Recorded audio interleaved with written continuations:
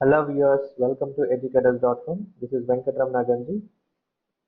In this session, we will discuss. In the previous session, we have discussed about the different storage mechanisms available in our Android. In this session, we will discuss about shared preferences in detail. So, which will allow us to store a small chunk of data. So, to store store and retrieve the persistent data in a key value pairs. So, where the preferences may be either for a single activity or maybe for the multiple activity of our application. So shared preferences is a simple way to store the data for long-term usage by an activity. So the data will be persistent across the user session even our application is scaled. So the basic primitive data types already we discussed this in the last session. But anyway, just I'm repeating again.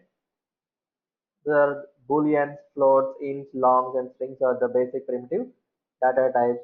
And whatever the data we stored in a shared preferences file, the shared file will be created inside your file explorer of Android device monitor.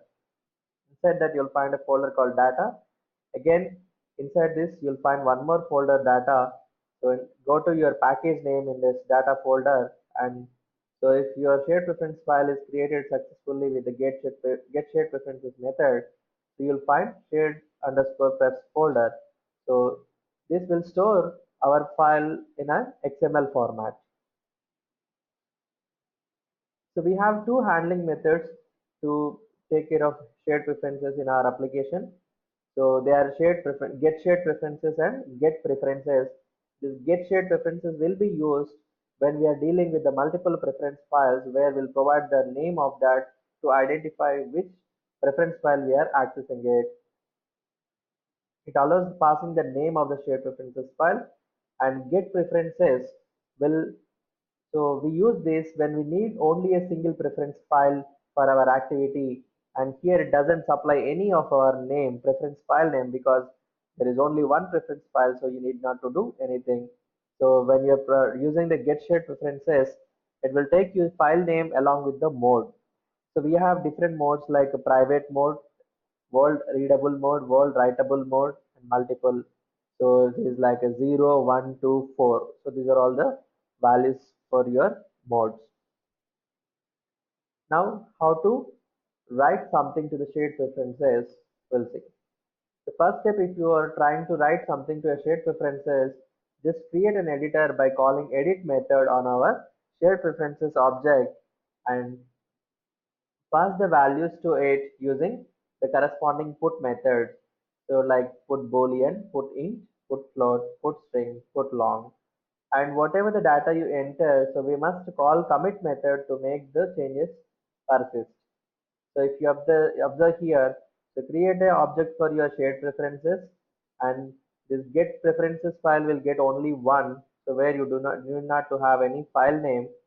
So this is like get preferences we are using, and call edit method on this particular shared preferences.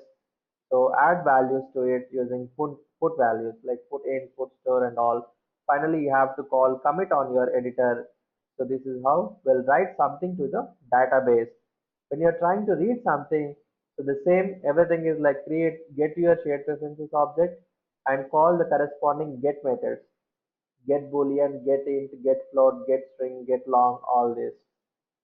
You have to call the corresponding get methods, and here we must provide the proper key name for which you would like to get the value. So the key must be matches. The best example is like in your real life, if you lock the door so with a particular key, so if you want to open it again, so you have to use the same key. The same way, the key must be matched whenever you're trying to read a value. So in the next session, we'll discuss how to write the values programmatically and how to read the values with the help of a small UI. Thanks for watching educators.com. Let's catch up in the next session.